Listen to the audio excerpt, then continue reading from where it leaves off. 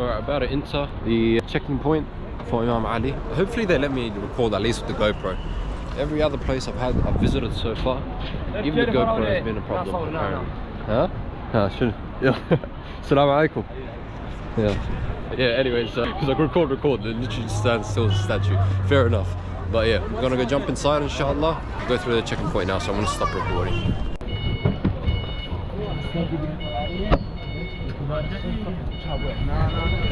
So, we have arrived in Najaf, Imam Ali shrine. Inshallah, we'll do some scouting around. I want to find a few rings, we'll go visit the markets, all that good stuff. Main objective, I want to buy the Zulfiqar, like a life-size one. If you don't know what the Zulfiqar is, it's the sword that's proclaimed to have dropped down from heaven and it was passed on to Prophet Muhammad ﷺ and given as a gift to Imam Ali alayhi salam. Very significant sword. I want to add it to my sword collections inshallah. I'm going to go pay ziyarah first of all for Imam Ali, and then after we're going to go through the markets and suss out what is available inshallah. Bro, mashallah, look at all these people here, man. Like, it's honestly, the place is massive, man. And look at the beautiful walls as well, carved bricks. Yeah, very beautiful, mashallah. Al Rasul Street, that's where all the good stuff is inshallah. I'll go there later, go suss out what's there. Al Faraj Gate, Al Qibla Gate. Bro, there's like 20 different gates here, so very easy to get lost. Ran into my beautiful grandma. Assalamu alaikum. شلونك؟ تونسي؟ ايه تونسنا. شنو هنا؟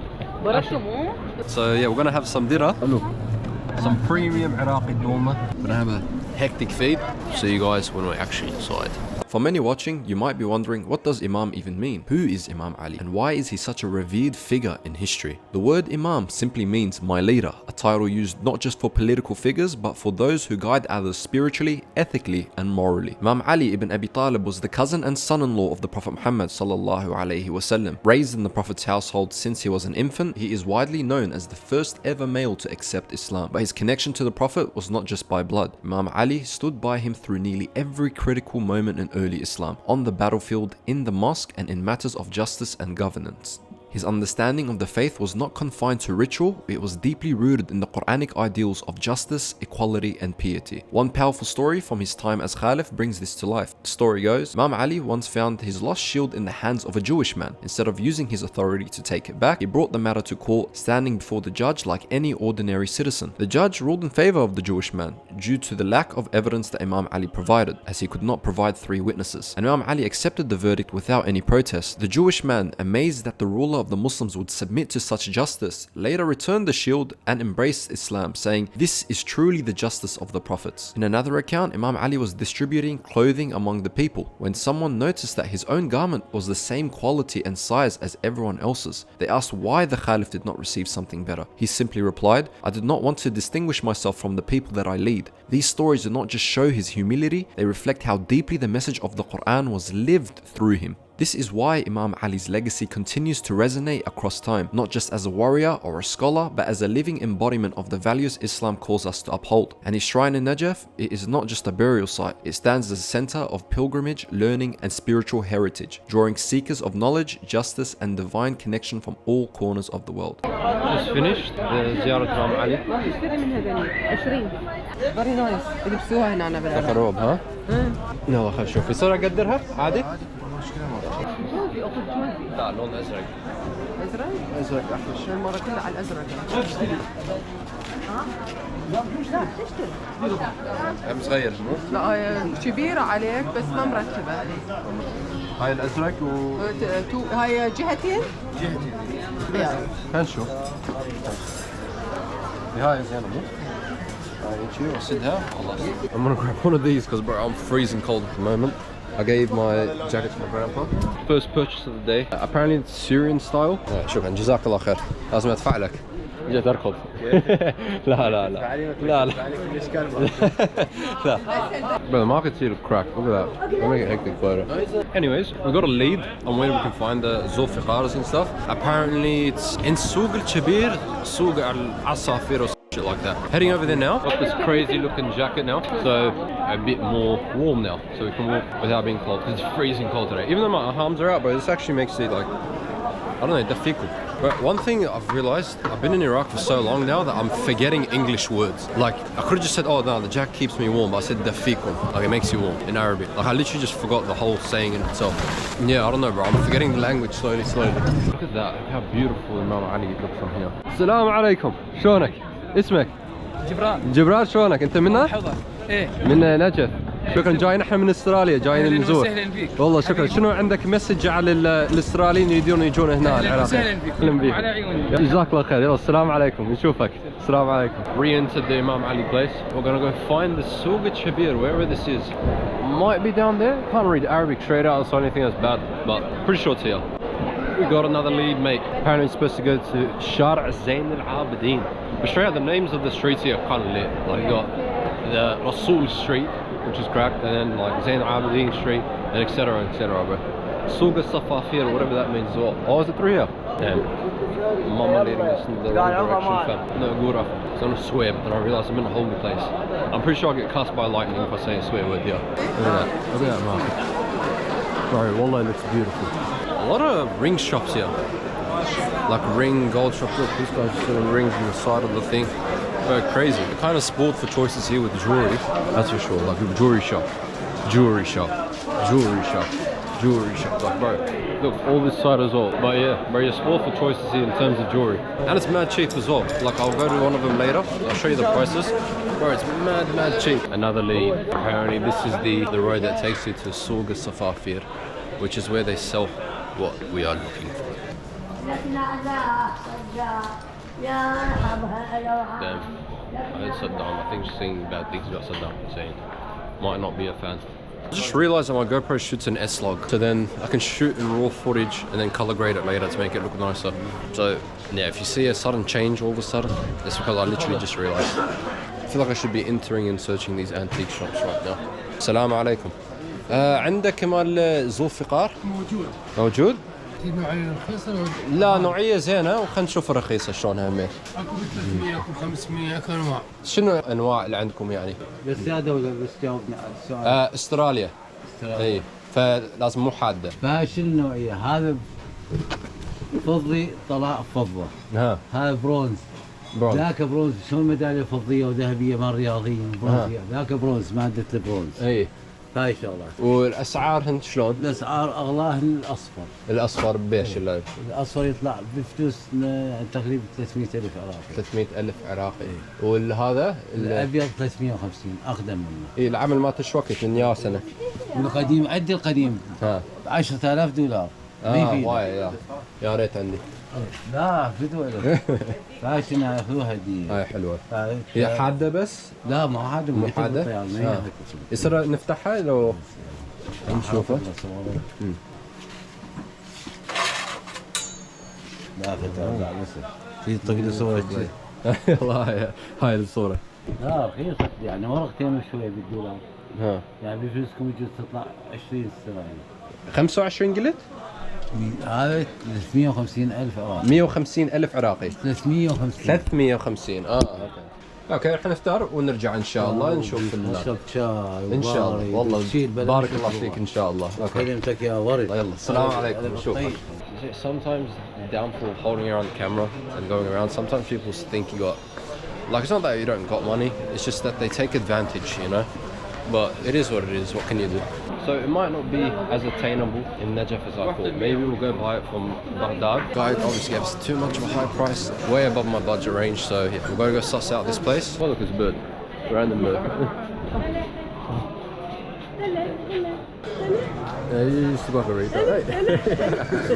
Found another store.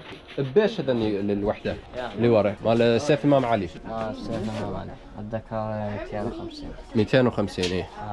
ذاك الثاني على 200. هذا على 200؟ على 200. وهذا زلفقار لو هيك بس سيف؟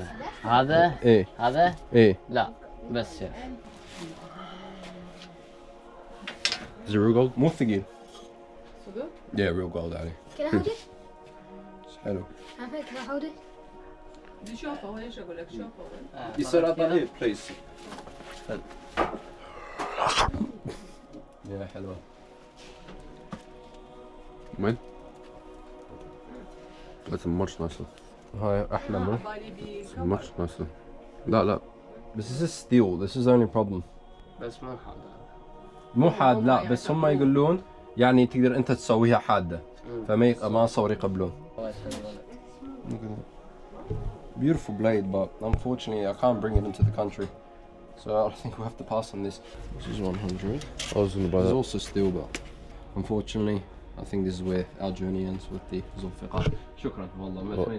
Unfortunately, we cannot bring it. At least last time when I was at the airport, they made it kind of an issue. They didn't allow me to bring up certain things like, oh, you can sharpen it, which is against the rules, but what can you do, man? Unfortunately, this is where the search for the sword ends. I want to go look at rings instead. No Zulfiqar for Ahmed Saleh, unfortunately. We'll have a bit more of a gander through the market, see what else we can buy. So I haven't really spent much so far. I literally just bought this one jacket and I'm kind of just kicking it through the streets. Good vibes, can't lie. Like the people here, all lively.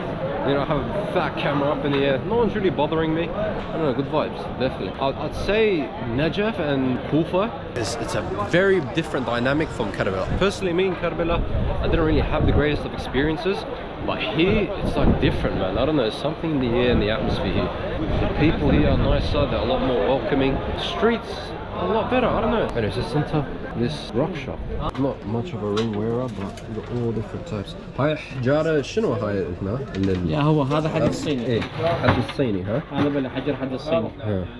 Bro, these are nice straight up. 1 carat of opal is $15. Rings for the lads. Because I did promise them a while back that I'll buy them rings and I never did buy them anything. So get this out of the way as well. And it's one of the best places to buy it. They're high quality and they're honest. They don't stuff around with the quality. They'll tell you straight up what it is, all that sort of stuff, and yeah, looks like a chrome heart style. Oh, I like this. It's an opal ring. Hold it, it got stuck. قلت لك الكرماني هواي ذاك مصبوغ. That's not coming off. مصبوغ كلش. Oh, there we go. I'm gonna buy this opal looking ring. بإيش قلت هاي؟ يعني هذا 55. 55,000 dinar. I feel like cameras didn't do it justice. You might be wondering why shops like these are so common in places like Najaf. One reason is the widespread Islamic tradition of wearing rings, which goes back to the Prophet Muhammad sallallahu alaihi wasallam. It's narrated in both Sunni and Shia sources that he wore at least one ring, often described as silver with an aqiq stone. Many of his companions and members of his household are also reported to have followed this practice. Over time, wearing rings became part of Islamic culture, especially among men, and in many parts of the Muslim world, it's considered a cultural sunnah. In Shia Islam in particular, certain stones like aqiq, turquoise, or dur al-najaf are believed to carry spiritual or healing benefits. Not through the stones themselves, but through the will of Allah subhanahu wa ta'ala. Think of it similar to how natural elements like herbs or minerals are believed to have properties that benefit people. For example, in the book Holiest al-Muttaqeen, Imam Ali al-Rudha is reported to have said that aqiq softens the heart, while Imam Ja'far al-Sadiq is narrated to have said that it brings safety during travel. These beliefs are widely respected within Shia communities and often reflected in certain Sunni mystical traditions as well. That said, not all scholars or schools of thought view that in the same way. And that's okay. I'm not here to issue religious rulings, just to offer some cultural and historical context to this fascinating part of Islamic tradition. And that pretty much sums up the reason as to why the gemstone trade thrives in places like Najaf today. So for reference of how much of a bargain that just was, that opal ring I bought, if you were to buy the same thing in Australia, you're spending close to $250. I spent $50, 50 Australian dollars. That's literally insane. Where else are you gonna get those prices? I generally think this is one of the best places to come buy gemstones, rings, all that good stuff. So definitely come down, suss out your luck. So yeah, usually I'd buy a lot more, as I did a couple years back, but straight out, they don't fit me. That's the thing. Like, I don't really care so much about gemstones to the point where I'll buy them as an investment or something like that, which you very much can do here. But I'm just buying it because I generally enjoy it. YouTube? Ahmed Saleh. Subscribe, huh? Yeah. So yeah, it's not really my cup of tea, but it is what it is. What can you do? Anyways, that's enough for the Najaf markets for today, inshallah. I hope you guys did enjoy the video today. Unfortunately, I couldn't buy much just because of certain restrictions in Australia of what you can bring, what you can't bring, all that good stuff. But yeah, if you guys did enjoy it, please like, share, subscribe, comment, all that good stuff.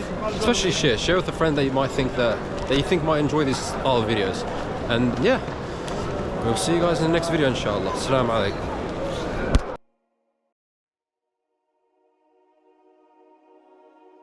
But yeah, Imam Ali. For those of you who don't know who Imam Ali is, He's the first cousin of the Prophet Muhammad sallallahu alaihi wasallam, the first Muslim man to ever exist. He accepted it when he was an infant. He was raised by the Prophet Muhammad sallallahu alaihi wasallam since his father, Abi Talib alayhi salam, passed away at a very young age. Abi Talib was the uncle of the Prophet Muhammad sallallahu alaihi wasallam. He looked after him, he raised him. Very, very close. Them two families of Prophet Muhammad sallallahu alaihi wasallam's family. You'd assume they're close because they're cousins anyways. A lot of the time that's not the case in Arab culture. Them two families were very close from the get-go. The fourth Caliph of Islam. Some argue that he was the first, that he was meant to be the first. He's a very important figure in Islam, obviously. And the shrine was amazing, straight up. Like, just finished going inside the shrine now and visiting it. The architecture, the beauty, like, it's just genuinely, the architecture is out of this world. The way they constructed every single corner of the building is just like out of this world, honestly. Like, you can see the detail and the time that the people that designed the place took when they were constructing the whole place. So it really just goes and shows the detail. It's very, very beautiful, mashallah. This is his burial place from when he got assassinated in Kufa. He now rests here. Millions of people from all around the world come to visit him so they can remember the history of what happened to him and the contributions he made to Islam. Because like, he made many, many significant contributions. A lot of the Muslim people, they like to come here to pay their respects and, you know, show gratitude for the sacrifices he made. I definitely recommend anyone that hasn't read into him, read into his life, see who he was as a person. Like, I genuinely think it would inspire you, whatever religion you're from. If you're Muslim, Christian, Buddhist, I generally think that his impact was so profound. Like, even when he was chosen as the fourth Caliph, initially he rejected it. He didn't want it.